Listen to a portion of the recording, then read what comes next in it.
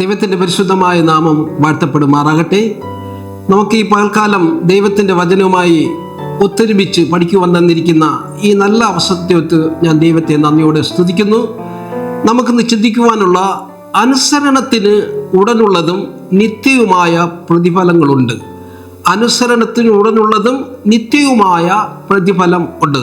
നമുക്കൊരു വാക്യം വായിച്ചു തുടങ്ങാം. ആവർത്തന പുസ്തകം 11-ാം അധ്യായം അതിൻ്റെ 18-ാമത്തെ വാക്യം ഇപ്രകാരം വായിക്കുന്നു: ആകയാൽ നിങ്ങൾ എൻ്റെ വചനങ്ങളെ നിങ്ങളുടെ ഹൃദയത്തിനും മനസ്സിലും സംഗ്രഹിച്ച് നിങ്ങളെ കൈമേൽ കെട്ടുകയും അടയാളമായി അവ നിങ്ങളുടെ കണ്ണുകൾക്ക് മധ്യേ പട്ടവും ആയിരിക്കുകയും വേണം. വിശുദ്ധ വേദപുസ്തകം പഠിക്കുന്ന ഏവർക്കും അറിയാം, സുഭിതമായ ഒരു വചനമാണ്. ദൈവത്തിൻ്റെ വചനം നമ്മുടെ കണ്ണിന് പട്ടമായി കെട്ടിരിക്കുന്നതാണ് ഇവിടെ മോശ എന്ന അനുഗ്രഹമായ പ്രവാചകൻ പറഞ്ഞിരിക്കുന്നത്. ഇപ്പോൾ നമ്മളെ ഹെഡിങ് നിങ്ങളെ ശ്രദ്ധിച്ചാൽ അനുസരണത്തിന് ഉടനെ ഉള്ള നിത്യവുമായ പ്രതിഫലമാണ്. ഇന്ന് നമ്മളെ അലട്ടുന്നതായ ഒരു പ്രശ്നമാണ്. ഓരോ ക്രൈസ്തവർ അല്ലെങ്കിൽ ദൈവത്തിൽ വിശ്വസിക്കുന്ന ഓരോരുത്തരെയും ഒരു പ്രശ്നമാണ്. നമ്മുടെ കാര്യങ്ങൾ ദൈവത്തോട് പറയുമ്പോൾ നമുക്ക് മറുപടി കിട്ടുന്നില്ല, അല്ലെങ്കിൽ താമസിക്കുന്നു. ഇതൊരു വലിയ ഒരു പ്രതിസന്ധിയായി നമ്മുടെ മുന്നിലൊക്കെ ഉണ്ട്. അത് എന്തുകൊണ്ടെന്ന് വയ്ക്കാനും വളരെ ഉത്തരം ഇവിടെ തന്നിരിക്കുന്നു. ദൈവത്തിന്റെ വചനം പറയുന്നത്, നീ അതെന്താണ്, എൻ്റെ വചനവും ചട്ടവും നിന്റെ കൺമുൻപിൽ പട്ടമാക്കി വെച്ചാൽ അത് ഞാൻ നിനക്ക് നിത്യമായ ഒരു പ്രതിഫലമായി തരുമെന്നാണ് പറഞ്ഞിരിക്കുന്നത്.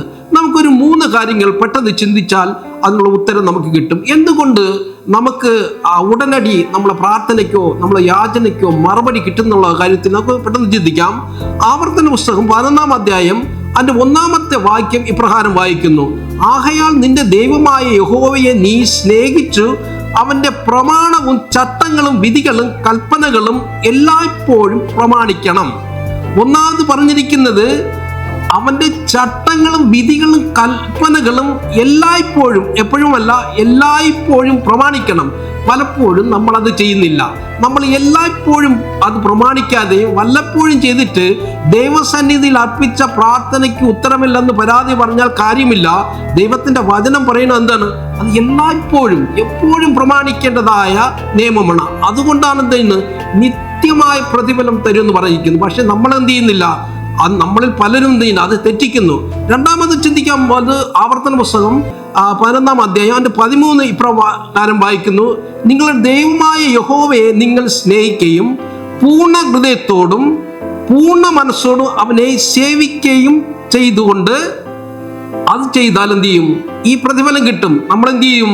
ഇവിടെ പലപ്പോഴും ദൈവത്തെ പൂർണ്ണമായിട്ട് നമ്മൾ സ്നേഹിക്കുന്നില്ല.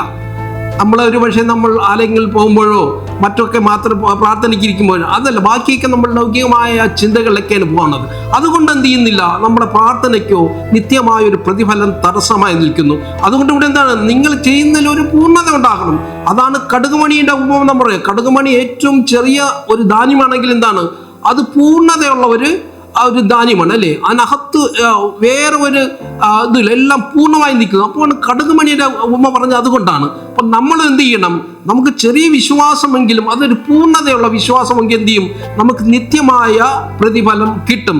അതുകൊണ്ട് നമ്മൾ ദൈവം കണ്ടിരിക്കും ഈ കാര്യങ്ങൾക്ക് പ്രത്യേകിച്ച് അടിസ്ഥാനമായി ദൈവത്തിൻ്റെ നിത്യ നിയമമായ 10 കൽപ്പനയെ പൂർണ്ണമായി അനുസരിക്കണം. അത് നമ്മൾ ആദ്യം വായിച്ച് എല്ലായ്പ്പോഴും പ്രമാണിക്കുമെങ്കിൽ എന്ത് ചെയ്യും? നിത്യമായ പ്രതിഫലം നമുക്ക് കിട്ടും. അതുകൊണ്ട് ദൈവം നമ്മളെ തിരഞ്ഞെടുക്കുന്നു. നമുക്ക് ആവർത്തന പുസ്തകം തന്നെ 7-ാം അധ്യായത്തിൻ്റെ 6-ാമത്തെ വാക്യം കൂടി വായിച്ച് അവസാനിപ്പിക്കാം. നിന്റെ ദൈവമായ യഹോവയുടെ നീ ഒരു വിശുദ്ധ ജനമാകുന്നു. നിന്റെ ദൈവമായ യഹോവയ്ക്ക് നീ ഒരു വിശുദ്ധ ജനമാകുന്നു. ഭൂതലത്തിലുള്ള സകല ജാതികളിൽ വെച്ച് നിന്നെ തനിക്ക് സ്വന്തമായി ഇരിക്കേണ്ടതിന് നിന്റെ ദൈവമായ യഹോവ നിന്നെ തിരഞ്ഞെടുത്തിരിക്കുന്നു. അപ്പോൾ എന്താണ്?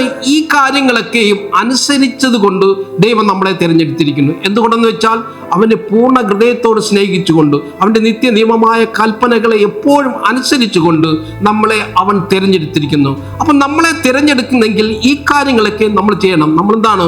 ഒരു പൂർണ്ണതയുള്ള ഒരു മനുഷ്യനായിരിക്കണം. ഒരു പൂർണ്ണ വിശ്വാസിയായി നമ്മൾ മാറണം. ആ പൂർണ്ണത എപ്പോഴും ദൈവസന്നിധിയിൽ വിശ്വസ്ത പുലർത്തേണ്ടതായിരിക്കണം. എങ്കിൽ നമ്മളിവിടെ വായിച്ചതുപോലെ അനുസരണത്തിന് ഉടനുള്ളതും നിത്യമായ പ്രതിഫലം നമുക്ക് കിട്ടും. അപ്പം നമ്മൾ ഇന്നു മുതൽ അതിന് നമുക്ക് മാറ്റമുണ്ടെങ്കിൽ ചിന്തിക്കാം.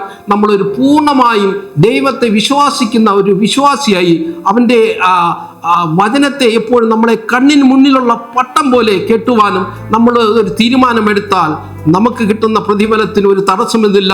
അത് പെട്ടെന്ന് കിട്ടും, നിത്യവുമായ പ്രതിഫലമായിരിക്കുന്നു ഒന്നുകൂടി ഓർപ്പിക്കുന്നു. ആ നിത്യമായ പ്രതിഫലത്തിന് വേണ്ടി നമുക്ക് ഒന്നുകൂടി പ്രാർത്ഥിക്കാം. നമുക്ക് കണ്ണുകളെ അടയ്ക്കാം. മഹാപരിശുദ്ധനും നീതിമാനുമായിരിക്കുന്ന വാഴ്ത്തപ്പെട്ട സ്വർഗീയ നല്ല പിതാവേ, അനുഗ്രഹിക്കപ്പെട്ട വിലയേറെ ഈ പാൽക്കാലത്തിനായി നന്ദിയോടെ സ്തോത്രം കർത്താവേ. ഞങ്ങളെ വചനം ഇന്ന് ഓർമ്മിപ്പിച്ചല്ലോ കർത്താവേ. ഞങ്ങൾ പലപ്പോഴും അങ്ങയുടെ സന്നിധിയിൽ യാചിക്കുന്നത് എനിക്കെന്തുകൊണ്ട് എൻ്റെ പ്രാർത്ഥനയ്ക്ക് മറുപടി താമസിക്കുന്നു.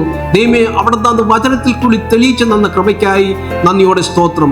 ഞങ്ങൾ പൂർണ്ണതയോടുകൂടി അങ്ങയുടെ കൽപ്പനകൾ പ്രമാണിക്കുമെങ്കിൽ, നിത്യമായി എപ്പോഴും അത് ആചരിക്കുമെങ്കിൽ ദൈവം ഞങ്ങൾക്ക് കിട്ടുന്ന നിത്യ സൗഭാഗ്യം ഞങ്ങൾ ഓർക്കുന്നു കർത്താവേ. ഞങ്ങളെ ഇന്ന് പൂർണ്ണതയോടുകൂടി അങ്ങയുടെ സന്നിധിയിലേക്ക് ചേർക്കുമാറാകണേ. അങ്ങനെ ഒരു വിശ്വാസ പോരാളിയായി മാറ്റണം. പൂർണ്ണ ഹൃദയത്തോടുകൂടി അങ്ങയുടെ കൽപ്പനകളെയും ധ്യാനിക്കുവാനും പ്രവർത്തിക്കാനും അതിലുപരി ജീവിക്കുവാനും ഞങ്ങൾ ഓരോരുത്തരെയും ശക്തീകരിക്കണം, ബലപ്പെടുത്തണമെന്ന് അരുമരക്ഷകനായ യേശുക്കൂടി യാചിക്കുമ്പോൾ കൃപയോട് പ്രാർത്ഥന കേൾക്കണം. സ്വർഗീയ നല്ല പിതാവേ, ആമേൻ.